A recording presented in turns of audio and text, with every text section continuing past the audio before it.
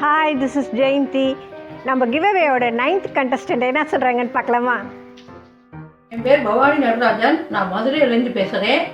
YouTube சேனலில் Jones coastal கிவ்அவேங்கிற கான்டெஸ்ட்டை பார்த்தேன். நானும் அதில் பார்ட்டிசிபேட் பண்ணணும் ரொம்ப ஆசையாக இருந்தது. எங்கள் குடும்ப ட்ரெடிஷ்னல் ஸ்வீட்ஸ் வந்து எங்கள் பாட்டி, எங்கள் அம்மா இவங்கெல்லாம் வந்து அந்த ஸ்வீட்ஸ் பண்ணியிருந்தாங்க. அது பேர் ஒக்காரை. சின்ன வயசில் நானும் அதை பார்த்துருந்தேன். அதனால அந்த ஸ்வீட்ஸை வந்து நான் உங்களுக்கு செஞ்சு அனுப்பியிருக்கேன். அதை நான் உங்களுக்கு அனுப்பியிருக்கேன். நீங்கள் அதை பாருங்கள். நல்லா இருந்ததுன்னா செஞ்சு பாருங்கள். நல்லா இருந்ததுன்னா எனக்கு லைக் கொடுங்க. இந்த வாய்ப்பு கொடுத்த ஜோன்ஸ் கோஸ்டல் கிவ்அவேக்கு எனக்கு மனமார்ந்த தேங்க்யூ மிஸ்ஸஸ் பவானி நடராஜன். நீங்களும் பார்ட்டிசிபேட் பண்ணோன்னா நாங்கள் டிஸ்கிரிப்ஷனில் வீடியோ லிங்க் கொடுத்துருக்கோம். அதை கிளிக் பண்ணி பாருங்கள். அது உங்களுக்கு புரியலன்னா அந்த வீடியோவில் நாங்கள் டிஸ்கிரிப்ஷனில் நல்லா கிளியராக டீட்டெயில்டாக கொடுத்துருக்கோம். அதை படித்து பார்த்துட்டு நீங்களும் பார்ட்டிசிபேட் பண்ணுங்கள். மிஸ்ஸஸ் பவானி நீங்களாம் சப்போர்ட் பண்ணோன்னா இந்த வீடியோவை ஃபுல்லாக பார்த்து அவங்களுக்கு ஒரு லைக் கொடுத்துருங்க. மிஸ்ஸஸ் பவானி நடராஜன் சொல்லிக் கொடுத்த இந்த ரெசிபியை எப்படி செய்கிறதுன்னு பார்க்கலாமா?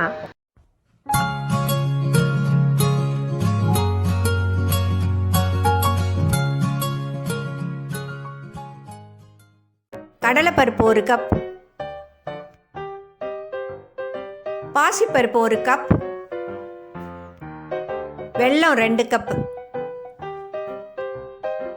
துருவின தேங்காய் 2 கப், நெய் 4 கரண்டி, முந்திரி பருப்பு 1 டேபிள் ஸ்பூன், ஏலக்காய் பொடி 1/2 டீஸ்பூன். மிஸ்ஸஸ் பவானி நடராஜன் ரொம்ப அழகாக சொல்லியிருந்தாங்க. அவங்க அம்மா செய்வாங்க, அவங்க பாட்டி செய்வாங்கன்னு சொல்லிட்டு இந்த உக்காரையை. இப்போ அது செய்கிறதுக்கு நம்ம 1 கப் அளவுக்கு பாசிப்பருப்பு எடுத்து இதில் நல்லா சிவக்க வறுத்துக்கலாம். இந்த கடலைப்பருப்பு பாசிப்பருப்பு ரெண்டுலேயுமே புரத சத்து நிறையா இருக்குது. இதை நம்ம பிரேக்ஃபாஸ்ட்டுக்கும் செய்யலாம், இல்லை ஈவினிங் டிஃபனுக்கு கூட செய்யலாம். ரொம்ப நல்லாயிருக்கும். பாசிப்பருப்பு நல்லா சிவக்க வறுத்தாச்சு. இப்போ வந்து அதை ஒரு தட்டில் எடுத்து கொட்டிக்கிறேன். அதே கப் அளவுலேயே நான் வந்து கடலைப்பருப்பை எடுத்திருக்கேன். அதையும் அதே மாதிரியே நம்ம வந்து நல்லா சிவக்க வறுத்துக்கணும்.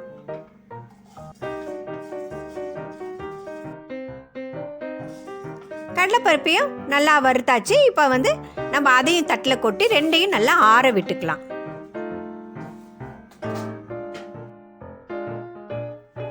இப்போ இந்த பாசிப்பருப்பும் கடலைப்பருப்பும் நல்லா ஆறிடுச்சு. இதை ஒரு பவுலில் போட்டுக்கிறேன்.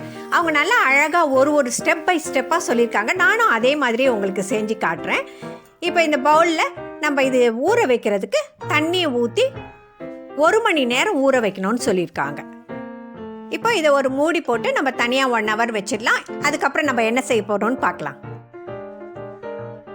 அடுத்த ஸ்டெப்புக்கு போகலாமா? இப்போ 1 hour ஆக போகுது. அதுக்குள்ளே நான் ஒரு பாத்திரத்தை ஸ்டவ்வில் வச்சு அதுக்கு தேவையான அளவுக்கு நான் தண்ணி ஊற்றிக்கிறேன். அது ஒரு மூடி ஒன்று போட்டு நம்ம இதை கொதிக்க விட்டுடலாம். இப்போ தண்ணி கொதிச்சுட்டு இருக்கட்டும். இந்த பாசிப்பருப்பையும் கடலைப்பருப்பையும் ஊற வச்சோம்ல, அந்த தண்ணியை நல்லா வடிச்சிட்டு இப்போ எடுத்துகிட்டு வந்திருக்கேன். இதை வந்து ஒரு மிக்சியில் போட்டு நம்ம அதை நல்லா அரைச்சி எடுத்துக்கலாம்.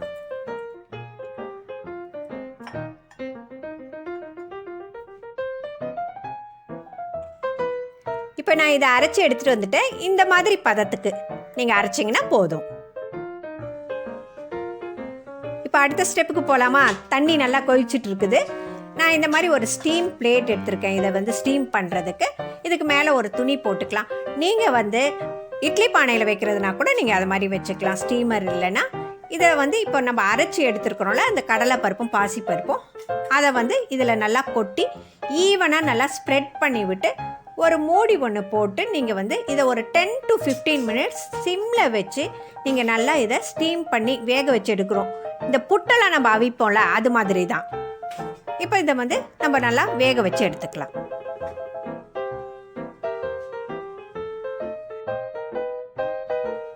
இப்போ 15 minutes ஆயிடுச்சு. நான் ஸ்டவ்வை ஆஃப் பண்ணிக்கிறேன்.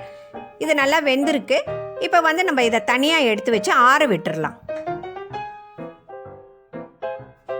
இப்போ இது நல்லா ஆறிடுச்சு. இப்போ இதை எல்லாத்தையும் நம்ம மிக்ஸி ஜாரில் போட்டுக்கலாம். இது வந்து நம்ம வேக வச்சதுனால கட்டி முட்டியுமா இருக்கும். இதை எல்லாத்தையும் வந்து நம்ம ரவை பதத்துக்கு நம்ம அரைச்சிக்கணும். இப்போ நம்ம அடுத்த ஸ்டெப் என்ன பண்ண போகிறோம்னு பார்க்குறீங்களா? ஒரு பேனை வச்சு நான் 2 கப் அளவுக்கு வெல்லம் எடுத்து வச்சுருக்கேன். அதை நான் நல்லா பொடிச்சு வச்சுருக்கேன். அவங்க வந்து கிரேட் பண்ணிக்க சொன்னாங்க. இப்போ இதுக்கு நம்ம வந்து கொஞ்சமாக தேவையான அளவுக்கு தண்ணி ஊற்றி இதை ஒரு பாகு பதம் வர வரைக்கும் நம்ம நல்லா இதை காய்ச்சிக்கணும்.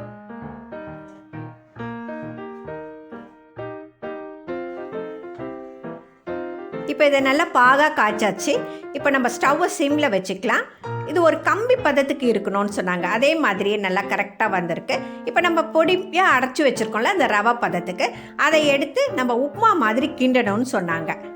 இதை நல்லா நம்ம மிக்ஸ் பண்ணி விட்டுக்கலாம். இதுக்கு வந்து நான் ஒரு 2 கப் அளவுக்கு தேங்காவை திருவி வச்சுருக்கேன். அதையும் இதில் நம்ம போட்டுக்கலாம். இப்போ போட்டு இதையும் நல்லா நம்ம மிக்ஸ் பண்ணி விட்டுக்கலாம். இது ரொம்ப நாள் நான் செஞ்சு பார்க்கணுன்னு நினச்சிட்டு இருந்தேன். இப்போ இதை நல்லா மிக்ஸ் பண்ணியாச்சு. இப்போ இதுக்கு ஒரு 4 ஸ்பூன் அளவுக்கு நம்ம நெய் ஊற்றிக்கலாம். ஆக்சுவலாக நாங்கள் படிக்கும்போது நாகலாபுரத்துலேருந்து என்னுடைய கிளாஸ்மேட்டு அவங்க அம்மா செஞ்சு கொடுப்பாங்க இதை மாதிரி. அதை வந்து எடுத்துகிட்டு வந்து ஹாஸ்டலில் இருக்கும்போது கொடுப்பாங்க. ரொம்ப நல்லா இருக்கும் இது. இப்போ இதுக்கு நம்ம முந்திரி தேவையான அளவுக்கு போட்டுக்கலாம். அதுக்கு ஒரு 1/2 டீஸ்பூன் அளவுக்கு நான் ஏலக்காய் பிடிச்சி வச்சுருக்கேன். அதையும் இதில் போட்டு இப்போ நல்லா நம்ம மிக்ஸ் பண்ணி விட்டுக்கலாம் எல்லாத்தையும். ஆஹா, சூப்பரான உக்காரை ரெடி. ரொம்ப நாளைக்கு அப்புறம் நான் இன்றைக்கி சாப்பிட போகிறேன். சாப்பிட்டுட்டு எப்படி இருக்குன்னு சொல்கிறேன். சூப்பராக இருந்தது இந்த உட்காரை. அதோடைய டேஸ்ட்டு, அதோட மனம் எல்லாம் ரொம்ப நல்லா இருந்தது. இப்போ இருக்கிற ஜென்ரேஷனில் இந்த பிள்ளைங்களாம் யாருமே இப்போலாம் செய்கிறதே இல்லைன்னு நினைக்கிறேன். இதை கண்டிப்பாக நீங்கள் செஞ்சு பாருங்கள். ரொம்ப நல்லாயிருக்கு. இந்த மாதிரியான ஒரு அருமையான மறந்து போன ஒரு ரெசிபியை கொடுத்த மிஸ்ஸஸ் பவானிக்கு எங்களுடைய big thanks.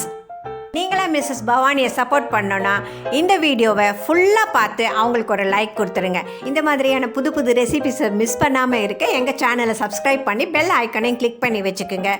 Okay, see you in the next video. Bye bye.